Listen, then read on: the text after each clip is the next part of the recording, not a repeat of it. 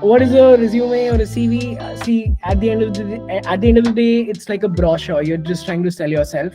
Aniket is trying to kind of be like, hey man, you should buy me, and this is the amount that you should pay in return. That's exactly what it is, right? And how do you build a good marketing document? Or whenever you're trying to sell a product, you need to understand what the customer is looking for, and in this case, what the recruiters are looking for. So whenever you're building a resume, don't look at the formats that are being shared to you by your, in case you're in an MBA, or if you're in your undergrad, don't look at those formats, right? It doesn't matter what your colleagues are following. You need to but just skim down to one principle, which is, what do they want, right? And one of the things that I will be sharing with you is a format and a way of communicating that is acceptable across big threes globally. Okay, so the format that I'll be sharing with you, this is, I mean, you can rely upon this. We've shared it with a lot of people. It has worked with a lot of people. I don't think that anyone would have a problem with this format, because multiple consultants have had a look at it and they've liked it. These formats have also been accepted across Ivy Leagues, if you have to submit a resume. So I'm very confident about the format that I'm sharing. Don't focus too much on the format, because a lot of people are like, oh, what is the format, right? Ideally, a resume needs to be a one pager. I would recommend, until unless you have anything over 5 years of experience, it has to be a one pager. For Bhavna, it can be probably a 1.5 pager or two pager at maximum. But anything more than that, and it's not a resume, right? The shorter, the crisper, the more impact driven and number driven your resume is, the higher your odds of being able to please the recruiters, right? So we are going to start with the basics. I'm pretty sure all of you already know about this, but you have to mention your name, professional title, contact details. Someone might be like, I'm a student, what should I mention in in my professional title? Just mention that you're a student, right? Experience and employment history, this will contain your current job experience, wherever you've been, whatever you've done. uh, Employment history includes internship experiences. It does not include volunteership or volunteering experiences, right? If you work with an NGO, you can't put it over here. You work with a society, you've been a president, good for you, but you can't, put it over here, right? Education and qualifications, this is where you talk about your degrees, as well as additional courses, cohorts, whatever you've done to upskill yourself. I have always suggested this, and I'll continue to do so.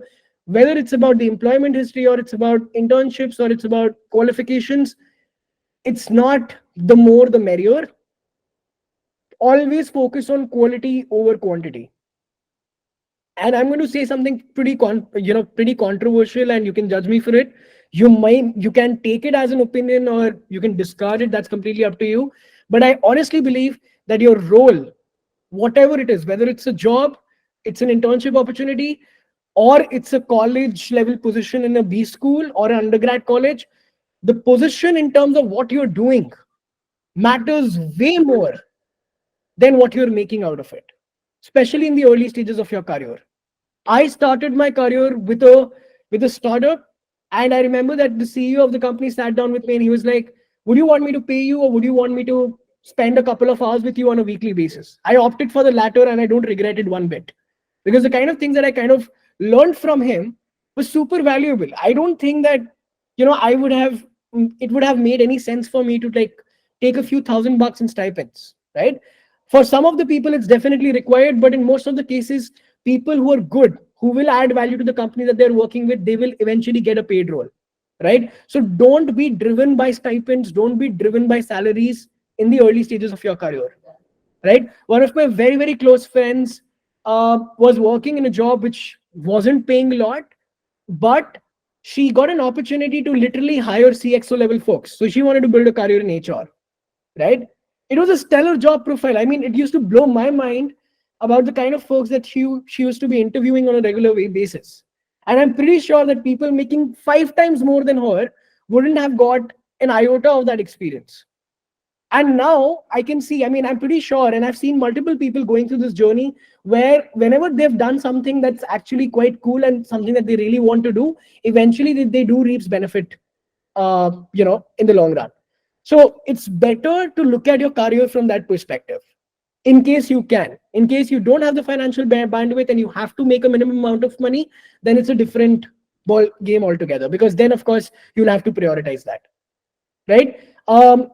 Education and qualifications, don't try to do 12, 15, 30, 50 courses from Coursera or Udemy. I don't think that they are very, very valuable anymore, right? I can literally pick out, buy any course from Udemy or Coursera and just use chat GPT to answer their MCQ questions at the end. And I'm pretty confident that folks who are working with good brands do understand this. They're smarter than us, right?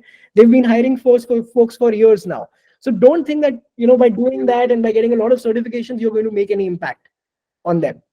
It's better to have a handful of experiences. It's completely fine if you just have one internship or one course that you have done, but that particular internship, that particular course, you were able to make something reasonably good out of it, right? You were able to build networks, you were able to probably create a visible impact on an individual level. Those are the kind of things that I think you need to prioritize. Right. So I had asked like yesterday's mentor also about the same thing. Do courses have any sort of value? And now that you've actually come up and answered that question, I actually had a follow up to that, and that is, if courses don't have value, especially for stuff like say Excel or PowerPoint, what would you say would be a good way to show employers that, hey, I know how to do this? What do you think is a good way for, like, I personally to do it as a fresher? Yeah, it's always one thing, Aniket, and that is impact. If you can't show impact, then it will be proof of work, right? Let me explain. This is a very good question, and thanks for asking this, to be honest. So, when I say impact, if you're working with a startup in an internship, right, and you're able to make a difference for them, if you're able to define that difference, then that's impact. You're working with an MNC as a part of a team, and the entire team is able to say create some kind of impact or some kind of difference. If you can put that down in numbers or you can describe that textually, then that is impact, right? If you are not able to do either of these two things and you're talking about, say, a course, what I suggest or what I think is extremely valuable are the people that you've learned from. Do they have the credibility? Because today, anyone, I mean, influencers are making courses left, right, and center. Are they even qualified to do so just because they make engaging content? Not all of them, for sure, right? And some of them have sold crores and crores of these courses. So who is teaching you? What is their credibility? If I am right now sitting over here, the reason why I come out and say that, okay, I've taken guest lectures at IITs and IIMs, I have actually taken them, right? I have the proof. So I can actually come and say that okay, I am Rohtak did invite me for a guest lecture. I am Indore did invite me for a guest lecture on guesstimates. I know, I understand this because I've been training kids for XYZ years. That is the reason why I'm a relevant person for this. I was able to crack consulting roles. I have some of the offer letters to back myself up with, right? Or if someone who's working as a partner at PwC is coming and taking up a session, that particular person is a partner at a top consulting firm. That's why they are here, right? So I think that becomes very, very important. Secondly, if you guys have solved guesstimates, case studies, you've read business cases, and you can talk about them, I think that is way more valuable than any Coursera course that you can possibly do. And this is also one of the reasons why, Aniket, I believe in fellowships and cohort-based courses, because I feel that when you're getting into these experiences, you're getting good people to learn from, and B, you're getting to actually work on the stuff that you're learning. So yeah, you have something to show for, right? You can come out and say that, okay, these are the 5 case studies that I got from this particular cohort and I solved them. So I understand how this process actually works, right? So yeah, that's exactly what the focus needs to be on. So it's good to have one experience, 2 experiences, but then you need to talk about it in depth. Don't just go out and mention Metvy consulting program. People might know about it, people might not know about it. A lot of people now know about it because we've been here for a while, but then if someone doesn't know about it, then they won't actually know the value that you have added to yourself by becoming a part of this. So you mentioned that, hey, this is an experience where I got to learn from people working with XYZ brands, where I got to solve real case studies, where I got to work on guesstimate problems, where I understood the basics of management consulting. And all of a sudden, when a recruiter goes through this, they see Aniket's profile and they're like, oh, this guy is actually interested in management consulting and he's not just here to fool around. Because he's solved some questions, he's networked with some of the top folks out there in the industry, and therefore this particular person is definitely better than the rest of the peers who also applied for the same role. Make sense? All Yeah, right. definitely.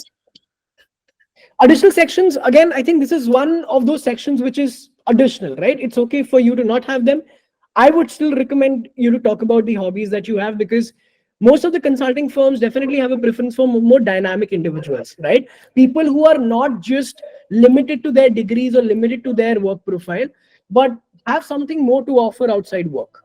I feel that top consulting firms definitely look at this as one of the areas or one of the things that kind of excite them about a profile.